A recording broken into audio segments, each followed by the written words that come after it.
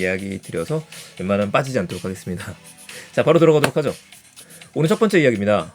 앱스토어 정책이 변경이 됐죠. 아이폰하고 아이패드에서 사용할 수 있는 앱스토어 정책이 변경이 되는 겁니다. 바뀌는 거 하나씩 보게 되면은 우선 저희들이 일반 소비자가 체감할 수 있는 걸로는 가격이 바뀌게 돼요. 가장 저렴한 거는 0.99달러들이 있었고 비싼 거는 999.99달러까지 설정은 가능했었습니다. 그런 앱이 있는 거는 저도 확인하지 못했어요. 제일 비싼 거는. 0.99달러한테 우리한테 익숙하기는 한데 이게 어떻게 바뀌느냐? 최저 29센트 0.29달러로 바뀌게 된다고 합니다. 최고 1만 달러까지 적용이 가능해요. 뭐 999달러에서 1만 달러니까 그렇게 크게 바뀌는 건 아닌 것 같긴 한데 위로는 크게 바뀌지 않는데 밑으로 바뀌게 되는 거죠. 이러면서 그 금액을 결정할 수 있는 것들도 이제는 조금 더 세분화됐습니다. 그래서 원하는 대로 더 많은 금액을 세분화시켜서 설정할 수 있게 될 것 같아요. 자, 위로는 크게 안 바뀌었다. 국내 적용 가격을 보게 되면은 400원에서 최대 1,600만 원까지 바뀌게 되는 거라고 합니다. 이게 금액이 중요해지는 이유가 지금까지 저희가 0.99달러입니다. 이걸 알게 되잖아요. 이게 달러가 아니라 처음부터 원화로 등록할 수 있게 된다라고 하네요. 달러하고 원화를 고민하고 또 계산할 필요가 없게 됩니다. 인액 결제 수수료도 변화가 있을 예정입니다. 근데 이거 원화 결정하는 거는 사실 이건 저희가 고민하지 않아도 될 것 같긴 해요. 왜냐면 생각해보니까 저도 몇 달 전부터 결제했었을 때는 원화로 그냥 결제가 됐을 것 같기는 하니 이건 개발자를 위한 것 같습니다. 어쨌든 금액은 더 저렴해질 수 있다. 이렇게 되게 되면은 여러분들 앱 내 구독 서비스나 이런 것들에 대해도 변화가 일어날 수 있을 것 같아요. 인앱 결제 수수료도 당연히 변화하게 되겠죠. 현재까지는 국내 개발자들이 애플한테 내는 수수료가 33% 정도 됩니다. 원래 7대3 구조 아닌가요? 그럼 30%만 내야 되는데 3%가 해당하게 되는 거는 이게 부가세에 해당하는 부분이거든요. 이 부가세를 전가시키는 개념이 되다 보니까 여러분들이 유튜브 프리미엄에 가입하시거나 아니면 카카오 페이지에서 결제를 하시는 경우에 앱에서 결제하게 되면 조금 더 비싸게 금액을 내야 돼요. 그래서 웹에서 결제를 해야지만 혜택을 볼 수 있게 되죠. 자, 이 부분이 해결되게 되는 겁니다. 유튜브 폰에서 결제하는 것들 10% 결제 사라지게 되는 것들 곧 적용이 될 것 같고요. 크게 우리가 체감할 수 있는 거는 1월부터라고 하니까 한 달 뒤 얼마 남지 않았습니다. 앱스토어 정책 변경 개발사라고 하면은 챙겨보셔야겠습니다. 자, 두 번째 얘기는 연말이다 보니까 역시 한 해 동안의 IT 이런 거를 결산하고 내다보는 것들이 많은 것 같아요. 저 일상 IT에서도 제가 특집을 좀 준비를 하고 있습니다. 보게 되면은 옥스포드에서 올해 선정한 단어 1위는 고블린 모드라고 하네요. 메타버스는 2위가 됐습니다. 메타버스 이제는 저희가 거의 2년 동안 이야기했으니 더 이상 얘기할 게 없을 것 같고 고블린 모드가 저도 궁금했었고 여러분도 궁금하셨을 거라고 생각합니다. 저희가 생각하는 그 고블린이 맞는 걸까? 맞아요. 이게 무슨 고블린이냐면은 스파이더맨의 고블린을 생각하셔도 되는데 이제 그 RPG 게임에 익숙하신 분들이라면 고블린이라는 종족에 대한 거 아실 겁니다. 뭐 이제 고블린이 RPG 게임에서는 그렇게 나오지만 이제 외국에서는 유령이라든지 이런 걸로 괴물에 해당하는 것도 나오게 되는데 해리포터에 나오는 고블린들을 보시게 되면은 굉장히 탐욕적이고 자기만 알고 이기적이고 좀 뻔뻔하고 이런 것들로 나오게 돼요.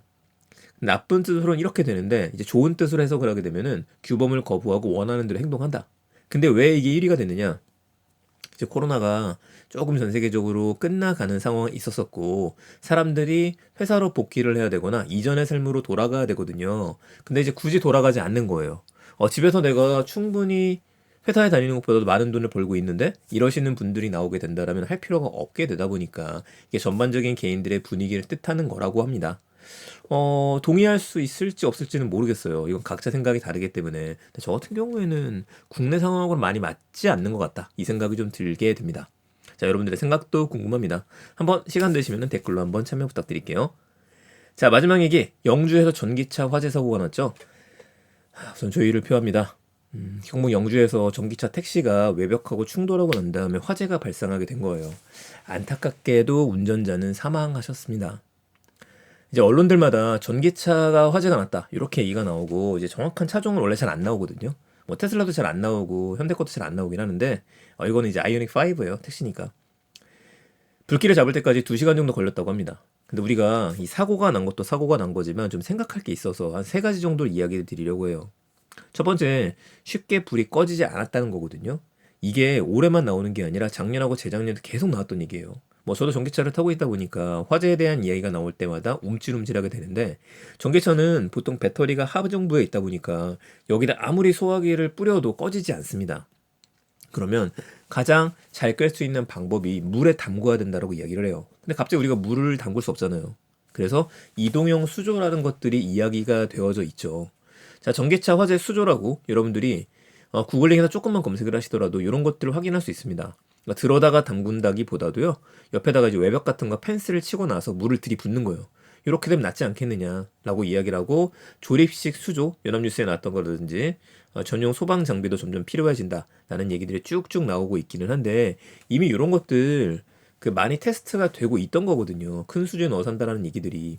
자, 그렇다고 한다면 조금 더 빠르게 이 대응 방안에 대한 것도 얘기가 나왔잖아요. 예산 문제일 가능성이 가장 크다라고 생각이 듭니다. 예산 문제라고 한다면 전기차 보조금도 지금 줄어들고 있고, 하지만 전기차는 지금 전국적으로 우리나라에서 그렇고 전 세계적으로 늘려나가고 있는 추세이다 보니 화재에 대응할 수 있는 것들도, 안전사고에 대한 것들도 빠르게 정리를 하게 되면은 이것도 우리나라에도 도움이 되고 또 이런 것들 수출도 가능하지 않을까라는 생각 듭니다. 빨리 방안 마련됐으면 좋겠고요. 자, 두 번째, 손잡이 얘기가 이번에도 나왔어요. 이게 문을 못 열어서 운전자를 구조하지 못했다는 얘기들이 있는 건데, 이게 원래 한쪽 사이드를 누르게 되면 튀어나오게 되어 있거든요. 테슬라나 아이오닉이나. 근데 이 부분이 제대로 안 된 것 같아요. 이걸 이제 현장에 있던 분들이 설마 몰라서 못 누르셨을진 않을 거라고 생각합니다. 혹시 뭐 그럴 수도 있기는 하지만요. 어떻게 여는가 우왕좌왕하시다가. 근데 시스템적인 문제라고 한다면은 기준이 조금 더 올라가야 되지 않을까 싶습니다. 사고가 났었을 때 뭐 방향이 있어야겠죠. 갑자기 손잡이가 탕 하면서 열리게 만든다라든지 이런 조건이 좀 필요하다. 그 마지막으로, 이거 제가 전기차 얘기할 때 가끔 얘기 드린 거거든요. 원페달 주행이에요. 전기차들은 마치 범퍼카를 운전하는 것처럼 악셀을 밟으면 달려요. 그 떼면은 감속을 하는 원페달 모드로 달릴 수가 있습니다. 원페달 모드라는 게 이제 브레이크를 안 밟는 거거든요. 그래서 이것만 하면 하나만 하게 돼도 발이 굉장히 편하다라고 하시는 분들이 있기는 한데, 이제 운전은 개인의 차이긴 하지만 위급 상황에서 문제가 될 수 있을 거예요. 처음부터 운전을 많이 안 하셔갖고 원페달에 익숙하신 분들이랑 상관이 없을 수도 있겠습니다만, 대부분의 분들이 페달을 밟고 또 브레이크를 밟고 여기에 익숙하신 분들이다 보니까 이게 급정거를 해야 될 때 풀 브레이크를 밟아본 경험이 있으시다고 한다면 하면서 갑자기 악셀을 갖다 풀로 밟는 거죠. 앞으로 튀어나가는 거거든요. 그래서 사고가 나는 경우가 많아서 이번에도 그런 게 아닌가? 라고 좀 신경 쓰이긴 합니다. 그래서 전기차 운영하시는 분들 원페달 모드 조금 주의하셨으면 좋겠다 라는 생각해보게 됩니다. 전기차가 지속적으로 늘어나고 있는 만큼 이에 대한 안전사고 대응도 더 신경 쓸 때가 된 것 같습니다. 네, 영주에서 전기차 화재 사고가 났다는 소식, 옥스퍼드 고블린 모드, 앱스토어 정책 변경, 세 가지 소식 정리해드렸습니다. 내용 괜찮으셨으면 주변에 많은 공유 부탁드리고요. 저는 내일 또 더 좋은 소식들, 더 여러분들 도움이 될 수 있는 이야기들 찾아서 전해드리겠습니다. 아무쪼록 오늘도 안전한 하루 되셨으면 합니다. 감사합니다. 일상 IT였습니다.